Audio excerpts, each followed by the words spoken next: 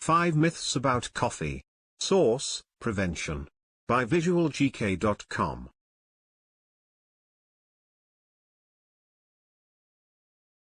Myth. Caffeine addiction is a real problem. MythBuster. When we think of addiction, we immediately think of alcohol, nicotine, or drugs. When it comes to caffeine or coffee, the term addiction may be too strong. The physical health and social consequences of caffeine use are not as serious. Illegal stimulants send levels of dopamine, the feel-good hormone, soaring, making you crave more, to get the same reward response, but caffeine raises dopamine levels only slightly. That's why caffeine withdrawal symptoms, they include fatigue and headache, are more manageable. Still, if you don't like the way caffeine makes you feel, cut back. Just do it slowly, so as to avoid withdrawal symptoms.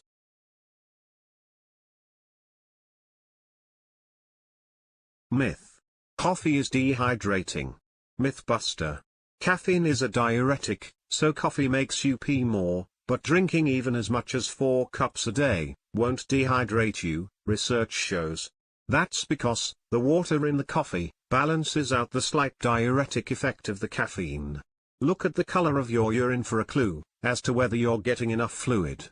It should have a straw yellow color. If it's darker than that, you should drink more water.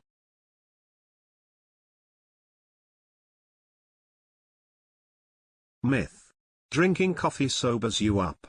MythBuster. Drinking coffee does not get alcohol out of your system any faster, even if you feel more awake and alert. This means that if you're drunk, having coffee does not make it okay to drive. Researchers found that caffeine does not reverse alcohol's impairment of psychomotor tasks, skills like driving, that require thought, movement, and coordination. In fact, caffeine may make you feel more capable, because you're less drowsy, but you'll still be a worse driver. Coffee may even encourage people to drink more alcohol, because it makes them feel less sleepy. Myth. Darker roasts have more caffeine. MythBuster. A darker roast simply means the beans have been roasted longer, not that there's a different amount of caffeine in them. Measured scoop against scoop, darker roasts can actually contain less caffeine than lighter roasts, because coffee beans puff up when roasted longer, meaning you will need fewer of them to fill your machine. That said, many coffee shops weigh their beans, which means a brewed cup of dark roast might contain slightly more caffeine than a light roast. If you're concerned about caffeine, it's more important to pay attention to the type of bean and how the coffee is made. Robusta beans, for example, contain twice as much caffeine as Arabica ones. And using more water dilutes the caffeine more. If you're trying to keep acidity down, you'll want to look for a darker roast, which is less acidic than a lighter roast of the same bean type.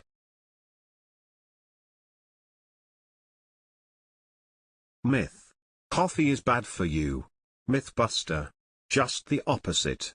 Research shows that drinking a moderate amount of coffee, about 2 to 5 cups a day, reduces the risk of diseases, such as type 2 diabetes, heart disease, Parkinson's disease, liver cancer, and depression. It can even lower your risk of death from any cause. The evidence is quite strong that regular coffee consumption is more helpful than harmful.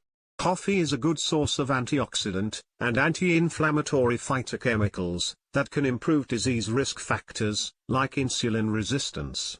Just try to stick to 400 mg of caffeine a day, 200 mg or less during pregnancy, so your sleep won't be disrupted.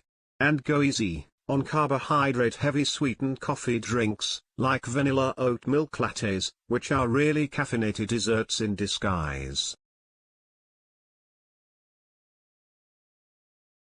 Please like, share and subscribe. visualgk.com